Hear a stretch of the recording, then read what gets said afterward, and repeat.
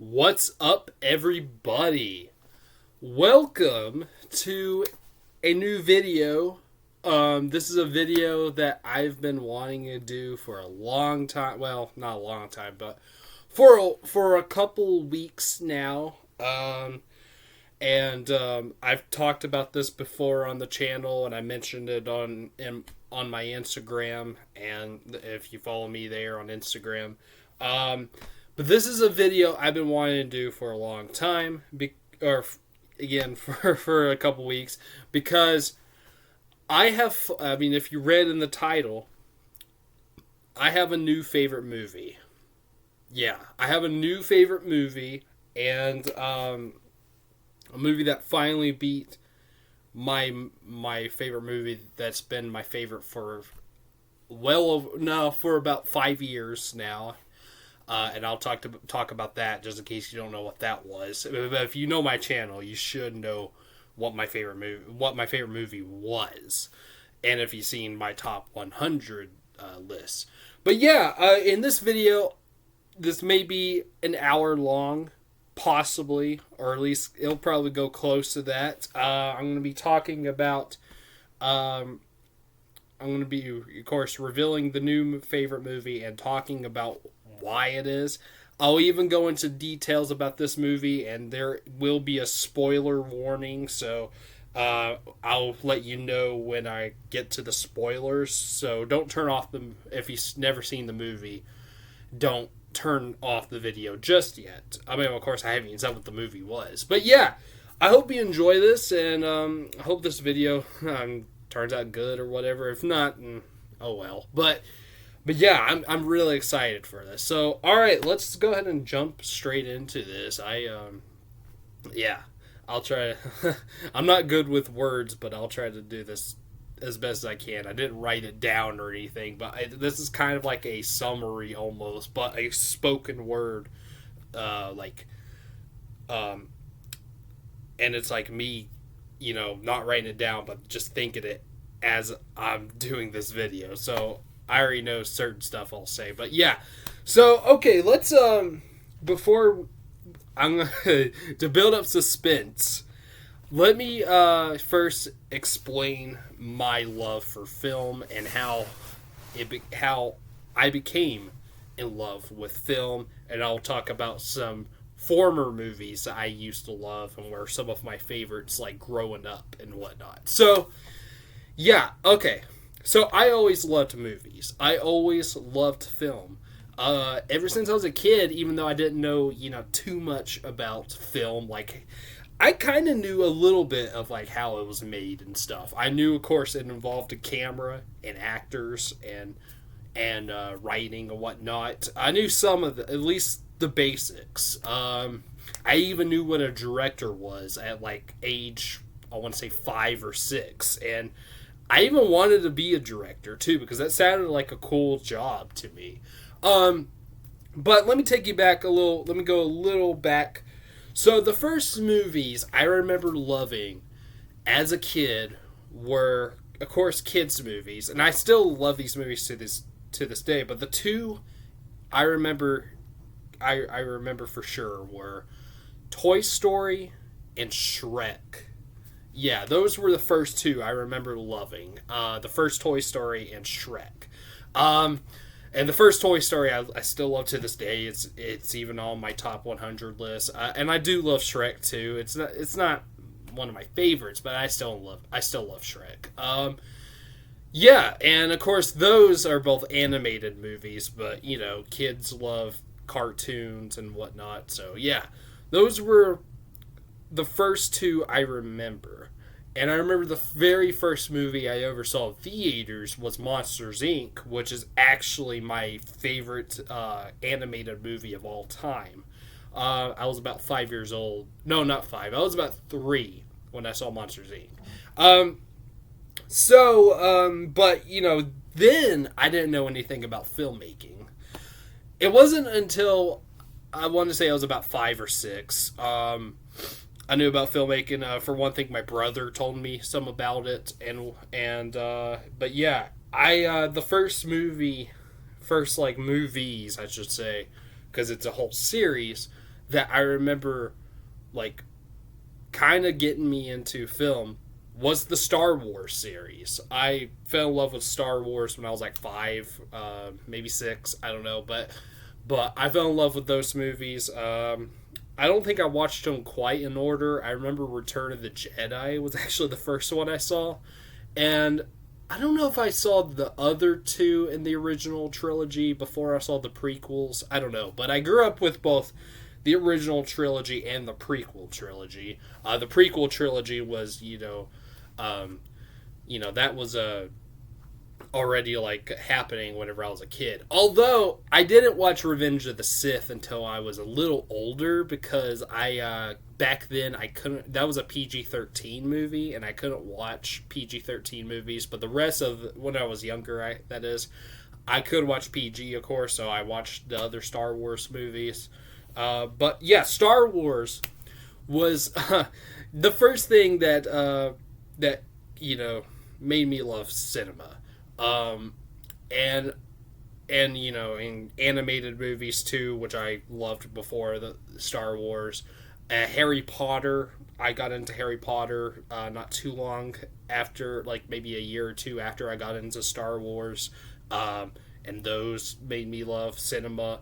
And there was even a comedy movie that I watched as a kid that was also like one of my all-time favorite movies. It might have been my favorite movie whenever I first saw it. That was Napoleon Dynamite. I saw that at an early age and loved it, and yeah, I always liked movies, but I still didn't know much about cinema in general. I knew stuff about like what a director was, but I couldn't really name what a director until a little later. Like I remember the first 3 directors I remember by name were, of course, probably some of the big ones like Steven Spielberg, and Tim Burton was one too that I learned who that was as a kid, was Tim Burton, because I watched Pee-wee's Big Adventure, but I also watched Edward Scissorhands, and that movie made me know who he was.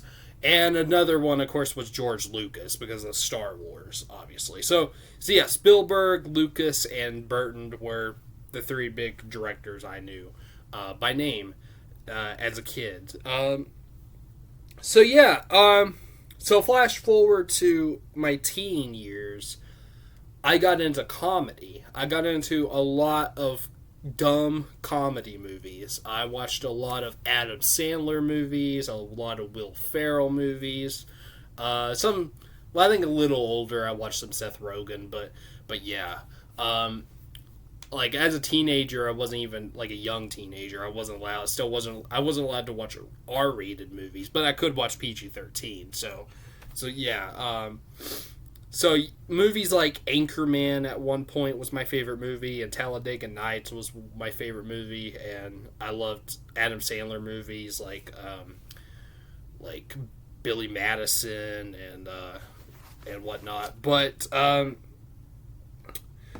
so yeah, comedy movies were like the big thing, and just comedy movies in general. I can name a bunch right now, but I'm not going to, of what I liked. But yeah, but okay, so it wasn't until I want to say I was maybe a freshman or a sophomore in high school. I think maybe a sophomore, or was I a junior? I can't remember for sure. I think I think it might have been during the summer of sophomore and junior year of high school, maybe.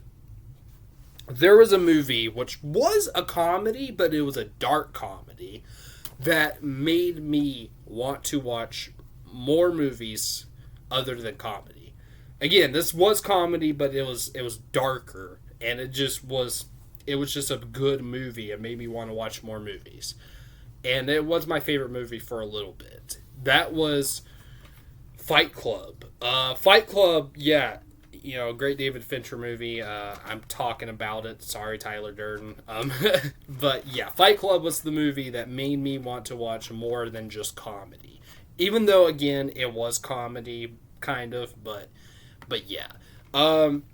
So yeah, I wanted to get into more movies, and I still watched a lot of comedy, of course, but but it wasn't until much later it still took me a little bit to watch more movies. I watched movies like Forrest Gump and I think another David Fincher movie, Seven, but but it wasn't until much later. Um, Now we're going to get to the movie that used to be my favorite movie until now. So let's flash forward to uh, at age almost 20. I was 19 years old the day before I was about to turn 20. And I'll go ahead and name the date. It was May 26, 2018. The day before my 20th birthday, I watched a movie that, I mean, Fight Club changed my life, yes, but this movie changed my life even more and made me want to watch not only more movies from this certain director who is currently my favorite director right now, but also just other movies. After this movie, I watched all the other great movies like Pulp Fiction, Shawshank Redemption, Godfather, even though I'm not a big fan of that movie. But yeah, this was the movie that changed everything for me, and that was David Lynch's Eraserhead. Yeah, and if you know my channel, Eraserhead used to be, until now, my favorite movie of all time. When I started this channel, this was still my all-time favorite movie. And you know what? It's not even my second favorite movie now. It's actually my third because there's another movie I like better than this too. But but but this movie changed my life. This was, I mean, of course, very unique and nothing that I've ever seen before. And a lot of people, when they watch this movie, they just think it's too weird and it's just not for them. But for some reason, I loved it right away. Like, I really did. For some people, they don't love it right away, but I did. There was just something about it I just loved. I just loved how unique it was. I loved just everything about it, just how weird and whatnot. And of course, it's now my third favorite movie, so I still love this movie. But yeah, this was the movie that changed my life forever and got the real movie that got me into cinema. Like actually into cinema. Fight Club, was, but that was the one that made me want to watch more cinema, but still took me a little bit. And of course, I said Star Wars was the very first thing that made me love cinema, but not like, I loved how cinema was made. I knew that was what taught me how cinema was made, but I still wasn't like a cinema buff or whatnot. Not until the day before my 20th birthday. So yeah, Racerhead. And then I remember after that, a certain Christmas, my mom got me a shitload of movies. Like, there was two David Fincher movies. That was Blue Velvet and The Elephant Man. And I also got A Clockwork Orange, Taxi Driver, The Big Lebowski, What's Eating Gilbert Grape, Reservoir Dogs. A lot of my favorite movies to this day. I got this one Christmas, and yeah, that was, I believe, the Christmas of 2018, and yeah. So from 2018 until this year, it was actually on Thanksgiving of November, but I can't remember the certain date. Let me check that real quick. I'm sorry, but yeah, let me check that. When was Thanksgiving? Give me a minute. I'm sorry. Okay, let me pause this real quick. All right, so from May 26, 2018 till November 23rd, 2023, Eraserhead was my favorite movie. Until, like I said, the 23rd of November 2023, I found a new movie that beat it.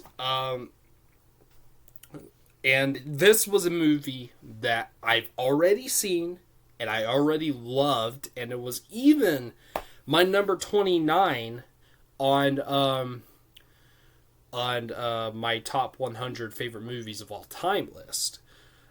So I already have talked about this movie, and I even did a review for this movie on the channel. You could still check that out. And this was a movie I loved right away, but it still wasn't my favorite movie. It was definitely up there. I did give it like either a 9 or a 10 when I very first saw it, but it wasn't until Thanksgiving Day, the 23rd, that it became my favorite movie.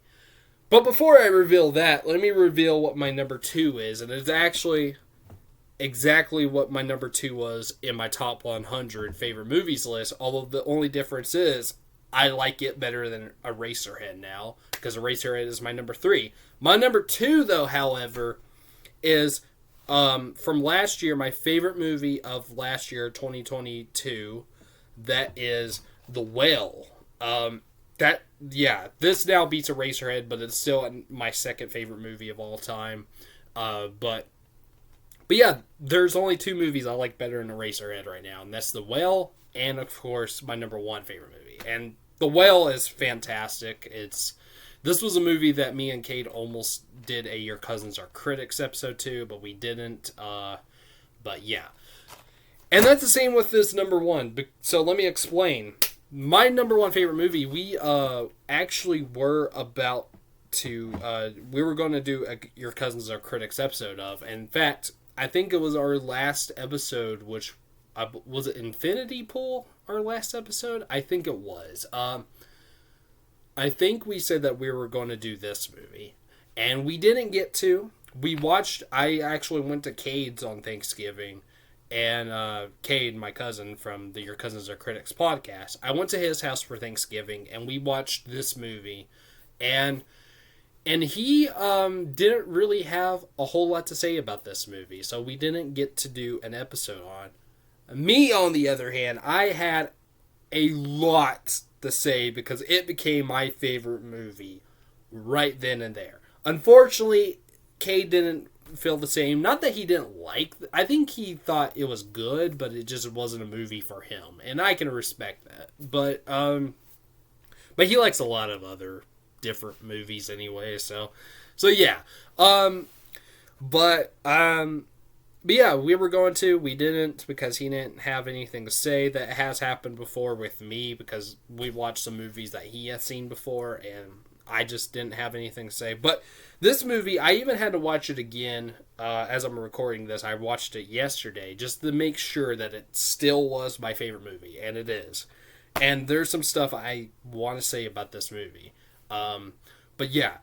So, all right. Almost 20 minutes, but let's go. I'll go ahead and reveal what my new favorite movie of all time is. Like I said, it's a movie that I have talked about.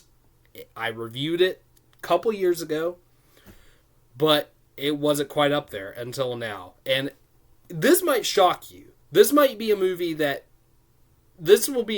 not everyone has seen and not even everyone has even heard of.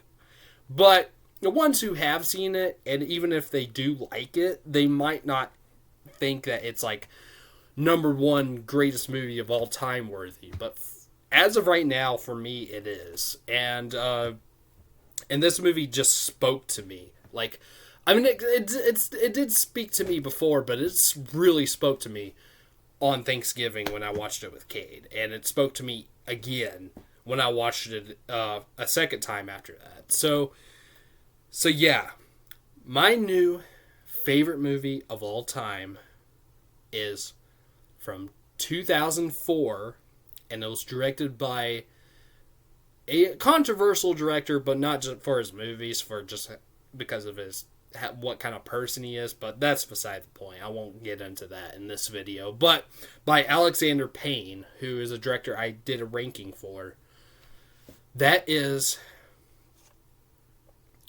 Sideways. Yes. Sideways. I'm just saying it again because I'm not joking. This is now my new favorite movie. And I know it's probably crazy because it's nothing like Eraserhead. And not even, maybe a little bit more like The Whale, but still not quite like The Whale either. But like, this movie isn't exactly artistic, maybe in the writing in some ways, but not exactly like artistic like Eraser, definitely not Eraser, and even The Whale is more artistic than this, but no, it's nothing like that, but it's a completely different movie than what was my favorite Eraserhead. Completely different. But this movie right now, I think the main reason why a big reason why this is my favorite movie right now, is because this movie is about depression.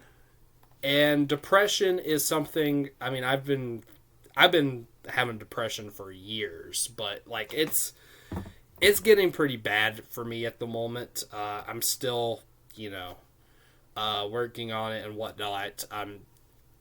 I'll get a little bit personal, but not too much. I'll just go and say I am seeing a counselor now, so yeah. Or a therapist, whatever you want to say. I am seeing one, so yeah. Just in case you're worried about me, I'm fine. But yeah, this movie is about depression. And it's about other stuff too. It's about friendship, and it even is kind of like a love story too, in some ways. But yeah, but this movie, it speaks to me more than any other movie to me. It is personal to me right now, and even not just like what it's about, but just how it's made too. This movie, like, even yesterday when I was watching it a second time, I was amazed of how well this movie was made, and just like I love the cinematography in this film like so much. Like, there's some really good shots that is just amazing, and and it fits with the movie. The coloring of the film, and whatnot, isn't like the best, and it's definitely 2004, but it still, I think it still holds up for the most part, and it does work with the movie. Like, it does look a little sitcom-y at times, but at the same time, this is a funny movie. Like, it's about depression, and there's a lot of drama in it, but at the same time, it is a comedy. And talking about comedies, how much I was into comedies before, I don't know if I would be into this movie whenever I was a teenager, though. I don't know if I would, but yeah, it is a comedy, but it's also really deep, and that's what I love. I love comedies that can have drama in them. Like, to me, every good comedy needs just at least a little bit of drama, and every good drama needs a little bit of comedy. And that's why drama and comedy are my two favorite genres of film. They are. I mean, even comedy, which, yes, there's a lot of bad comedies out there, like maybe even more than good comedies, but there's still a lot of good comedies, and to me, I think the best ones are the ones that combine comedy and drama. Drama is my number one favorite genre of film, but comedy is a close second. And if you mix the two, and if you get a movie like this, or maybe something like Little Miss Sunshine, or whatever, that just combines comedy and drama like equally, then yeah, you got a great movie, and you got a movie that I'll love for sure. And yeah, this is this is outstanding. This movie is hilarious, while at the same time pretty dramatic as well. I didn't cry, but I do get a little emotional at certain parts in the film too, and especially at the ending. The ending is very emotional, but yeah. And everything else, the cast is outstanding. You know, Paul Giamatti, Thomas Hayden Church, one of my celebrity crushes, Virginia Madsen, and also Sandra Oh, all outstanding in this film, and especially Paul Giamatti and Thomas Hayden Church, which I said before, Paul Giamatti should have got a nomination for this film for Best Actor at the Oscars. I don't understand how the fuck he didn't, but they also didn't nominate Naomi Watts for Mulholland Drive, which also pisses me off. Those are like the two biggest snubs in my opinion. But I will say, Thomas Hayden Church and even Virginia Madsen both got nominated for Best Supporting Actor and Actress, and deservedly so. This movie also got some other nominees, like Best Director. I want to say Best Screenplay as well. Let me pause that. I need to know for sure. I'll be right back. Okay, so yeah, it was also nominated and it won Best Adapted Screenplay. I should mention that this was based on a book by Rex Pickett, and yeah, it won Best Adapted Screenplay, which deservedly so, because the writing is outstanding in this film. But also, it was also nominated for Best Picture, and it didn't win, obviously. It lost to $1 Million Baby, which I kind of get that, but at the same time, $1 Million Baby's good. Don't get me wrong. $1 Million Baby's very good, but and it's not just because I'm biased, you know, because this is my favorite movie of all time now, but I do think Sideways is better than $1 Million Baby. I do. The other nominees, I know The Aviator, which I have seen, that was also nominated, which, no. And the other two, Ray and Finding Neverland, I haven't seen yet, so I can't judge on those, but I think that this deserved Best Picture over $1 Million Baby. I'm sorry, but I do. But yeah. But the fact that this was nominated for Best Picture kind of amazes me. Because, I mean, I could see it, of course, getting some of those other nominations, like adapted screenplay, and I'm so glad it won too. And the acting nominations too. While Paul Giamatti should have got his. Why? I don't know. But all those I could see, but Best Picture, even though I love this movie and I agree that it should have got a nomination at least, it still kind of amazes me that it did, because it's just kind of an odd movie to get nominated for Best Picture. But I'm glad it did, and like other movies later on, like a movie I did mention before, Little Miss Sunshine, got nominated for Best Picture, and Juno did too a year later. Like, just those comedies and like that are a little similar to this movie also got nominated. So I'm kind of glad that like comedies like this kind of set comedies to get some comedies, at least, you know, as long as they got some drama in them, those got nominated for Best Picture. Another movie, like I mentioned, Little Miss Sunshine, I think should have won Best Picture too. It lost to The Departed, and I honestly don't agree with that. I don't. Juno, now, there was another movie that was nominated. That was There Will Be Blood that year, and that should have won it, but No Country for Old Men. But, you know. But I kind of think No Country for Old Men deserved it more than Juno, but There Will Be Blood should have got it. But anyways, yeah, that's beside the point. But it does amaze me a little bit that this was nominated for Best Picture. And another movie that was like very big that year, didn't get nominated that year, that was which I think should have got a nomination that year. That was Eternal Sunshine of the Spotless Mind. Now, don't replace Sideways with that, but at least like take out one of the others, maybe either Ray or Finding Neverland. Maybe Finding Neverland, I would say take that out. most likely, and replace that with Eternal Sunshine. It's just kind of weird that that movie wasn't nominated, especially given the fact that a lot of people will say that was one of, if not the best movie of that year, which obviously I disagree. But but I mean, I do agree that it is one of the best movies of that year for sure, and I even think that movie is better than $1 Million Baby. But yeah, again, beside the point. But anyways, I know I'm going a little off topic. I apologize. I'm just, but you know, but this movie, this simple story about two best friends going on a road trip because one of them is about to get married, and the other one's like really depressed and still is not over his divorce that was like a year or two ago. They go on a road trip, and all they do is just like go to these wineries. They're really into wine, especially Miles, who is played by Paul Giamatti. They go to these wine tasting places, and they meet two women. Well, Miles already knew Maya, but yeah, and fall in love with them.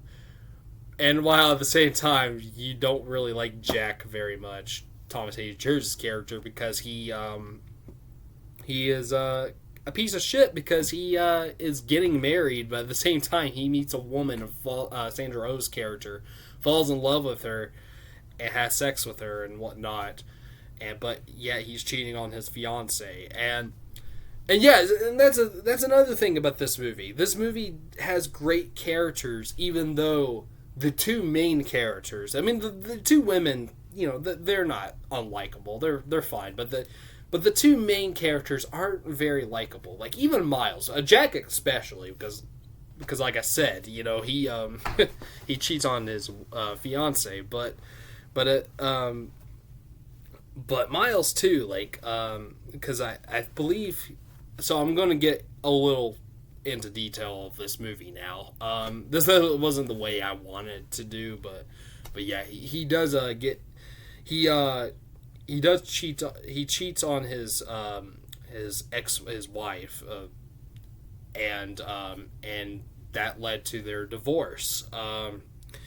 And yeah, and you know, so he's depressed about that. So, but you know, because he cheated, he's not a great person either. But you still kind of sympathize with him a bit, even though I'd never been divorced. But I'm also depressed and whatnot.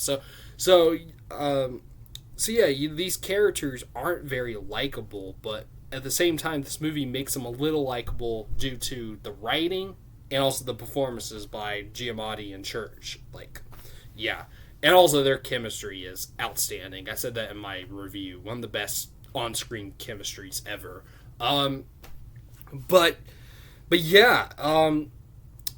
And let's see, what else should I talk about that I haven't already? I mean, I already said some about the story. Like I said, it's a road trip movie. And Miles, you know, was divorced. He's still not over it.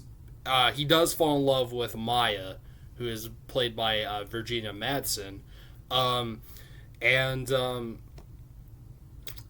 you know, he falls in love with her, and she's really into wine, just like him. And then, you know, he does struggle a bit with that. He makes kind of the wrong moves, and then he finally makes the right move. They get together, but then not long after that, the truth comes out about Jack getting married. And she's also best friends with Stephanie, who is Sandra Oh's character. But yeah, the truth comes out about Jack getting married, and he accidentally tells Maya about that, and then she tells Stephanie, and Stephanie freaks out and beats the shit out of him, which deservedly so, but beats the shit out of Jack. And also, I want to say, here's a little detail about that scene where she beats the shit out of him that I absolutely love. You don't, like, the shot of her beating him up, what she does, she rides a motorcycle and she beats him up with a fucking helmet. You don't even see him, though, in that shot. You just see her just, like, you know, swinging a helmet on the ground, which, of course, it's him, but you don't even see Jack. You hear him screaming and stuff. But I love that detail that you don't even see him. Yeah, it's still pretty brutal. Yeah. And he even goes to the hospital. He breaks his nose, and he has to go to the hospital after that. But yeah, just see stuff like that. Just there's some details in the filmmaking aspects that I love, like that you don't even get to see him getting beat up. There's also one I noticed yesterday on second watch. After this was my favorite movie. There was a part where the four of them are at Stephanie's place, and Jack and Stephanie are having sex while Miles and Maya are talking, and Miles wants to make a move, and it looks like they're about to. They're like holding hands, but then he hesitates and changes the subject, and he goes to the bathroom. He has like a pep talk with himself, like, "You're a fucking loser. You make me sick. Just kiss her." And then he finally does kiss her, but it's like kind of at the wrong time, because he kisses her right after she says, like, "It's getting late. I think I need to go." And then he kisses her, and she's like, I need to go, something like that, and then she leaves, and he's like, but that shot of that happening, that was like a farther away shot. They were like farther away, like the camera was in one room while you see Maya in the next room in the doorway, and Miles walks in there, but the camera doesn't follow him, and you're just like staying there, seeing that happen from another room. And I thought that was genius. That was a great way of showing that too. That was fantastic. And I forget what else, but there's just details about that, about the cinematography, just how it was done. It's just outstanding. I just love it. The music is good too. It's a lot of like kind of jazz music, maybe you could say jazz fusion, but it works with the movie. There's a couple songs in the movie, but none that I really like. I know there was Eddie Money's Two Tickets to Paradise was playing in the background of a scene, but yeah, I don't really like that song. But the score, I think, is pretty good, and it works with the film itself. And like it does amaze me. I'm kind of just going all over the place, not really in order. I didn't write any of this stuff down, so just bear with me. But also just it does amaze me that this is my favorite movie, because this is a movie about wine. Well, I mean, kind of. That's a big thing about it, because Miles loves wine, and I've never even tried wine. I've barely had any beer in my life, but yeah, wine is a big thing about this movie. And I remember even before watching this movie, like this was a movie, I remember before I saw this movie for the first time, I wanted to watch it because I liked Paul Giamatti, and I like Thomas Hayden Church too.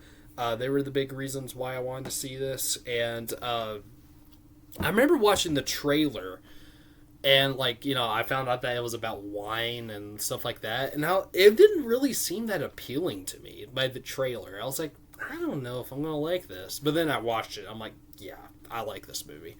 But it's not because it's about wine. It's just because, I don't know, just the fact that this is my favorite movie, but it's about it has some subjects in it that I'm not interested in, but at the same time there are some stuff that I am interested in, or at least can connect to, like depression and whatnot. And also just good acting, great comedy too. Yeah. All right. So yeah, the comedy is outstanding. Let me talk about the comedy of this movie. I remember before, when I watched this with Cade on Thanksgiving, before I said this was my favorite movie, I did say to him, I think this beats Clerks as my favorite comedy. And because I was laughing so hard.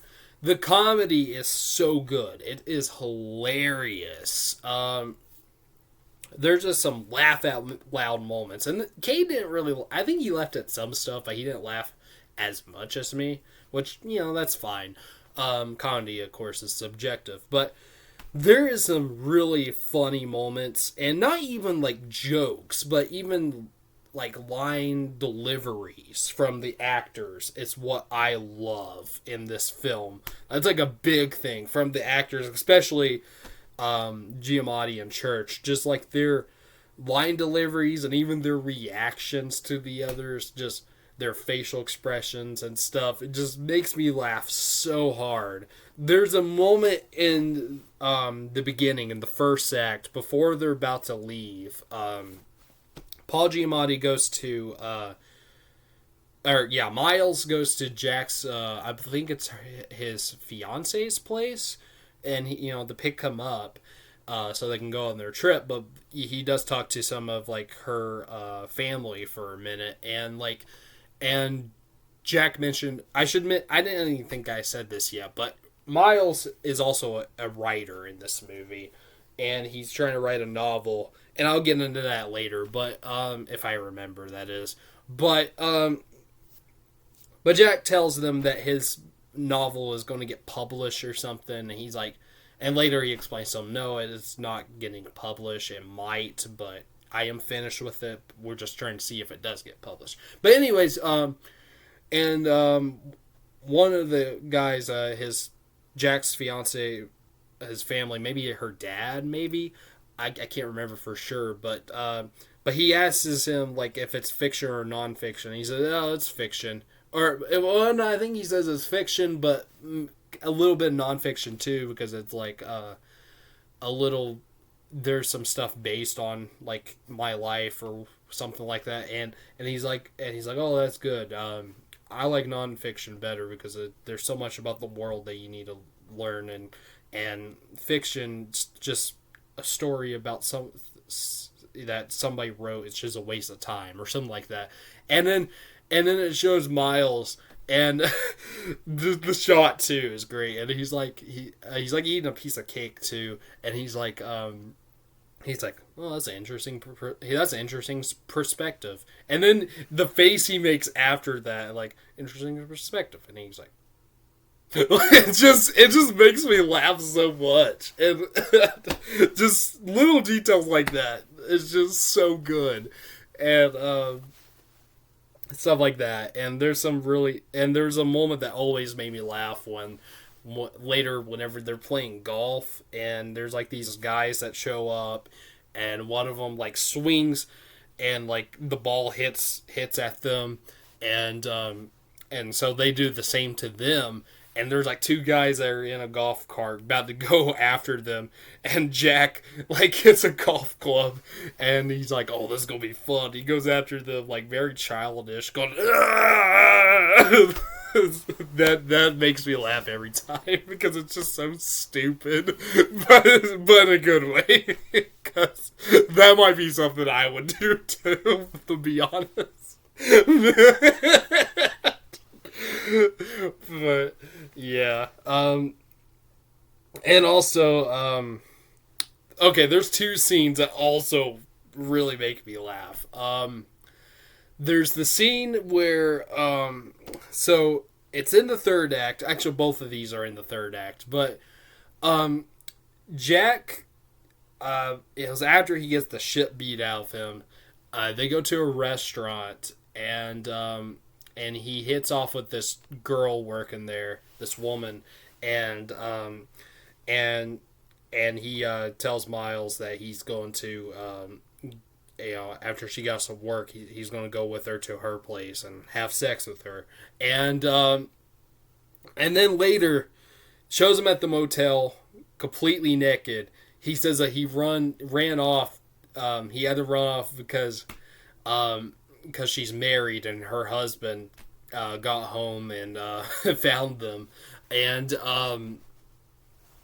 there's also a funny line and that he says too. He's like, he finds me with my cock in her ass or something. That always makes me laugh every time. But anyways, he goes back completely naked, tells him about that, and he's like, oh, we need to go back and get my wallet, and he's like, no way, dude, and he starts like crying and stuff. You don't understand, the wedding rings are in my wallet. Christine's gonna kill me, his fiance, and they're like, all right, and they go and the scene where Miles goes in the house and tries to get the wallet is just so hilarious. He goes in the house, breaks in there. Well, not kind of. He goes into like the back door, which was unlocked, and he goes into the room, which is kind of weird because after the wife gets caught having sex with someone else, I mean, I'm sure there was an argument and whatnot, but they're having sex, and and they're like, "Oh, you're a bad girl," and stuff like that. It's dumb, very pornographic, something you would see in a porno, but anyways, Miles goes in there in the room, but he's like crawling in there so they won't see them, and he sees the wallet, and he goes and he gets up and gets it and just runs out. And the shot where it's in the point of view, it's in the car where you see Jack and and then it's in the point of view of the car, and then you see Miles run out the door, and then the guy chasing him naked. It's just fantastic. It's just so funny. Just that shot of this naked guy chasing Paul Giamatti out the door. It's just so funny. And the other scene too, like later on when they're about to leave, Jack is driving, and Jack crashes into a tree, and because Miles told him that his broken nose kind of looks like a car. He got into a bad car accident, and so that's what Jack had in mind. He's like, well, I need to explain this to my fiance. We got into a bad car accident, and so he crashes into a tree, and Miles' reaction to that is so funny. He's like, "What the fuck?" He says again, "What the fuck?" And the second time watching this movie after it was my favorite, that the rewatch, that made me laugh even harder. That was just so funny. So yeah, it's just jokes too. There's some good jokes in this movie, but it's mostly just stuff like that, like just the details in this film, like when it comes to acting or just even shots and whatnot. That's what makes this movie funny. It makes it so funny. You don't just need jokes to make a funny movie. You need good actors for one thing, and make sure they deliver it funny enough. And also, as a cinematographer or director, you have to make it funny too. Like just the way you shoot it, you can make it funny and stuff like that. Yeah. But yeah, the comedy is outstanding, and the drama too. The drama is just so good. That the last I want to say 10 minutes of the I would say 5 minutes. The last 5 minutes of the movie is very emotional, but at the same time done very well. So I'll go and explain the ending. So the ending ends with. So I'll just start by at the wedding, at Jack's wedding. Miles runs into his ex-wife. What was her name? Victoria, and Victoria and her husband, which he found out earlier in the movie that she got married, and he did have a freak out on that, and that was a good scene. But but he runs into Victoria and her husband, and they talk for a minute, and Miles asks, he's like, well, at the reception, you want to have a drink?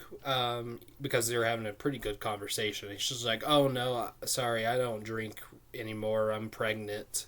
And that got him. As soon as she said that she's pregnant, that got to him. And he's, and started acting awkward and stuff. There's like a big line of cars going, including his car, and they go to the right to where the reception is, but he goes left. He doesn't go that way, and he just decided that he doesn't want to go. He doesn't want to go there, and he goes straight home, and he goes to where he has his wine collection, and then the next scene he goes to a fast food joint, and he actually brings a wine bottle with him. It was actually a bottle that he told Maya about that he had. I know it was like a 1961 bottle, and he said he actually said that he was originally going to save that for his 10-year wedding anniversary, but obviously that didn't happen, and he was still saving it, and he gets that wine bottle and goes to a fast food restaurant, and he pours it. He like kind of sneaks a pour into his cup, and yeah, and it also shows him he's also a school teacher. It shows him teaching, or like his class is like reading a book while it pans over to him at his desk just staring off into space and stuff like that, and then he comes home, and he gets a message on his answering machine, and it's Maya. And this is like a thing where you kind of have to. You're not really sure if this is real. This is kind of similar to I would say almost like, excuse me, kind of similar to the ending of Taxi Driver, which that I could say I'm not entirely sure if that was real, but I could definitely see when people say that wasn't real. This, on the other hand, I do think was actually real, because I listened to Maya's message. She was like saying, she was like, "Hi, Miles, it's Maya. Thank you for your letter. Sorry I didn't get back to you in time. I was still thinking about what happened and stuff. And also, I just finished your book. It's so good. Sorry it didn't get published." Which I forgot to mention that, but the book doesn't get published. I'll talk about that scene after that. But after this. But yeah, and yeah, I'm sorry your book doesn't get published. I really liked it, but I'm still confused about the ending. Did the father kill himself or what? Stuff like that. And it just shows him like listening to the message, and then the next shot, and then after that, it shows him driving back to. I think it's in California where they are, but it's still kind of a little farther away from where they are. But it shows him driving back to where they were on their trip, and driving back to Maya's place, and it shows him going up to her apartment, and he knocks on the door, and that's the end of the movie. We don't see anything else. We don't see her open the door. So it's kind of like, that is like almost like an interpretation of if that happened or not, if like she really did call him or something. I think she did. I think because of how I heard her speak, like especially what she said, I was still trying to process what was going on or something like that. Because she was mad at him, after he told her about Jack getting married. He was mad at him because probably just because she thought maybe he was like that too or something. She can't trust Jack, so she probably can't trust Miles either, which is understandable. But I do think that maybe she, after time of thinking about that, and also after reading his book, I think she forgave him. I think she did. So I think the ending is real. And even though we don't see them actually getting back together, there's a possibility that I think they possibly did get back together. So in some ways you could say it's a happy ending, but at the same time you can't really say that for sure because we don't see them getting back together. But I want to interpret, my interpretation is they do. They do get back together. So I think in some ways it is a happy ending for Miles. Like, it is. And I guess it's a happy ending for Jack because he did get married. Whether or not he'll cheat on her while they're married, I don't know. But yeah. But yeah. Yeah.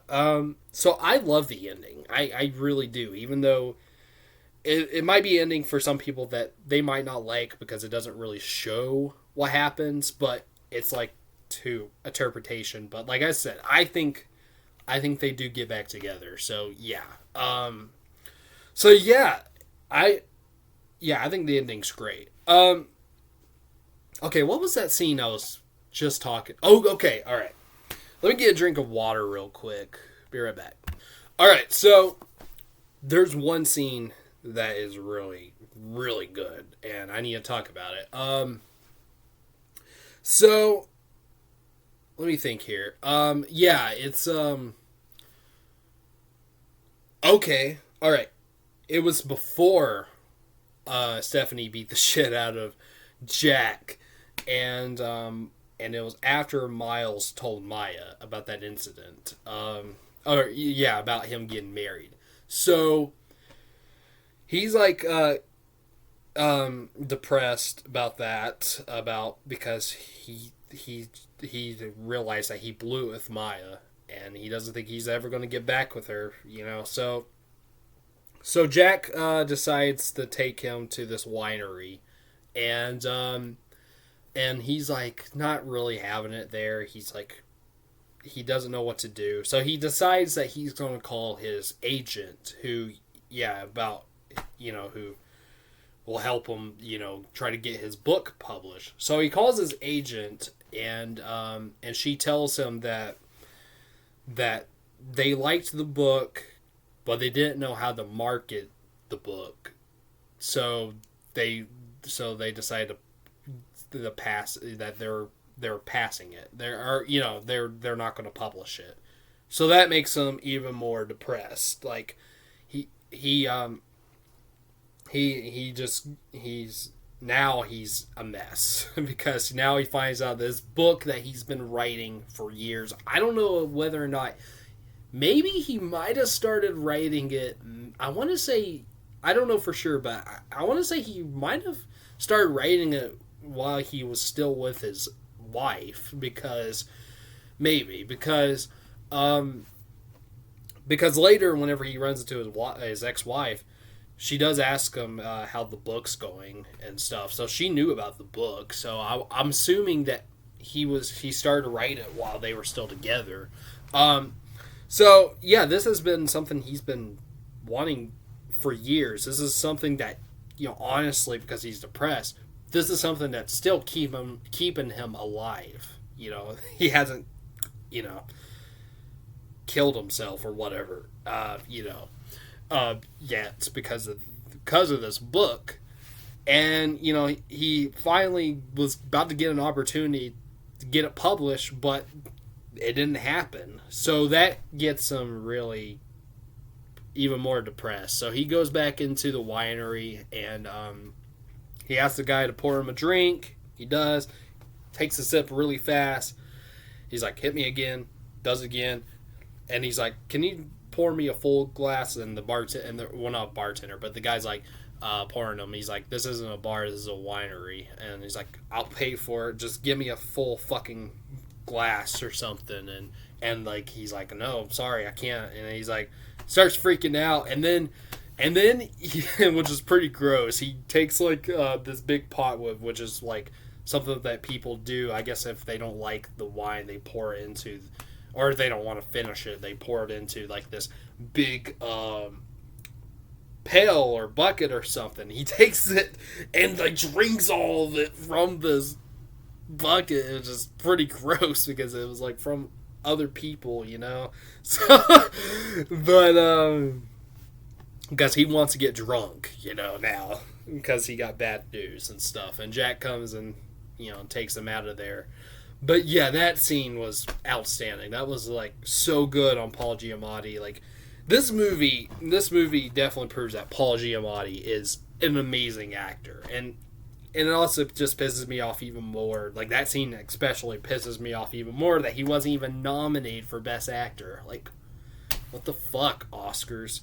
If he doesn't get nominated for The Holdovers for this year, I'm gonna get even more mad. Even though I haven't seen that movie, but I heard that that's a good movie and that he was nominated. Or that he was really good in the movie, and I heard that's the new Alexander Payne film. I need to watch that, and as soon as I do, and if it's a year since my Alexander Payne ranking, I'm going to update it with The Holdovers. So yeah, look out for that. But anyways, but I was just saying I hope he gets nominated though, since he did it for this movie. Anyways, but yeah, he is so good in this movie, and like that scene especially proved how good of an actor he is. Like I think that's probably his best scene in the movie. I don't know if that's the best scene in the movie, but that's definitely one of them. But I do think for his performance alone, that is his best scene. So yeah. So all right, what else should I talk about? All right, give me a minute. All right, so I can't think of any other like scenes in particular that I haven't said already that I need to talk about. So this video might be a little shorter than I thought, but it's already at the hour mark. But I'll just try to wrap things up here, give my overall thoughts and stuff. But yeah, I know I think it's insane that this is my favorite movie, but yeah, it just both recent times I've seen this movie, even though I liked it before, they just hit me even more, and just like it just automatically became my favorite movie, and just yeah, I don't know for how long this is gonna be my favorite. There might be something else, but I'm in some ways I'm glad that this finally that well I am glad that a movie finally did beat Eraserhead. I mean, of course, I still love that movie, but I am glad that a movie finally beat it, and I'm actually happy that it's Sideways, even though it's a completely different movie, of course, and wasn't a movie I expected to be Eraserhead, but yeah, I just personally love this movie, and if you haven't seen this movie, I mean, I would expect that you didn't hopefully you didn't watch all of this video because I did spoils and stuff, and I apologize for that. But if you haven't seen this movie, I do recommend it. If you don't care about spoilers, and you still want to see this movie, yeah, watch it. It is fantastic. And yeah, it's right now it's just a personal movie to me. Do I think it's the best movie of all time? No, but I do think it's one of the best comedies I've ever seen, and even a great drama as well. And it blends both together just so good, so well together. And yeah, I don't think that it will be my favorite movie forever, but in fact, maybe The Well will beat it. Who knows? The Well is very close. It's my second favorite. I love this movie too. What's funny is that both of these movies were going to be Your Cousins Are Critics episodes, and they're both movies that Kay didn't love. I think he liked The Well better, but he just didn't have a whole lot to say about either one of these movies. He had more to say about this, but yeah, we didn't get to do Your Cousins Are Critics episodes of these movies. So I'm sorry that I didn't get to talk about this on Your Cousins Are Critics, but I have now, and I kind of did it in a way of how me and Kay talks about the movies in our podcast. But yeah, so yeah, I think I explained all right. If there's some stuff I left out, sorry, but yeah, this is right now my new favorite movie, Sideways, and maybe, next year, whenever I do I update my top 100. Maybe it'll stay. We'll see as number one. But right now, it is my number one, and yeah, I just love it. It's again a personal movie to me, especially right now because I'm going through some heavy depression right now, it's and Miles is one of the most relatable characters to me. So yeah, again, I recommend it if you haven't seen it. So yeah, I'm not sure how to end this video, but yeah, that's my number one. That's right now my new favorite movie is Sideways. So, and I hope you enjoyed this video if you made it this far. But yeah, all right. So yeah, that's my new favorite movie, Sideways. Again, I'm not sure how to end this, but yeah. All right. So all right. The next video, maybe the next video we'll do is a new episode of Your Cousins Are Critics. And you know what? I'm not going to reveal what movie it's going to be. Me and Kay do have a movie in mind, but I'm not going to reveal it just in case we don't do the episode. So, maybe this Saturday, maybe. We'll see. I don't know. If not this coming Saturday, maybe next Saturday will be a new episode of Your Cousins Are Critics. As far as other videos, I'm not sure yet. I'm thinking of, well, I don't know. I don't know yet. I don't know what I have in mind. I'm still working on rankings and whatnot. So we'll just see what's next. But yeah. But again, thank you guys for watching if you made it this far. Like I said in my last video, if you didn't watch that, I'll say it again, but I am going through some stuff right now. I mean, like I said, depression, whatnot, and I'm seeing counseling, but I am going to try to keep this channel going. Hopefully, at least have a video once a week like I have before if I can. If I miss some weeks, I apologize, but yeah, that might happen again. Who knows? But right now, I still want to keep this channel going. I'm really right now really concentrated into the ranking videos, into especially the director ranking videos, but also the animated company ranking videos I'm working on. I already did Pixar, but I'm working on DreamWorks and Disney and Studio Ghibli. So yeah, I'm still working on those rankings, so I still want to continue this channel. I don't watch movies as much as I did, unfortunately, because if you saw my last video, I only watched 6 movies of last month. And so far as I'm recording this, I've only seen 2 of this month. So I know I need to step it up some more, but yeah. But stay tuned for some more videos. So yeah. All right. So again, thank you for watching. Please like, subscribe, comment, hit the bell, and share. And I'll see you guys later. All right. Peace.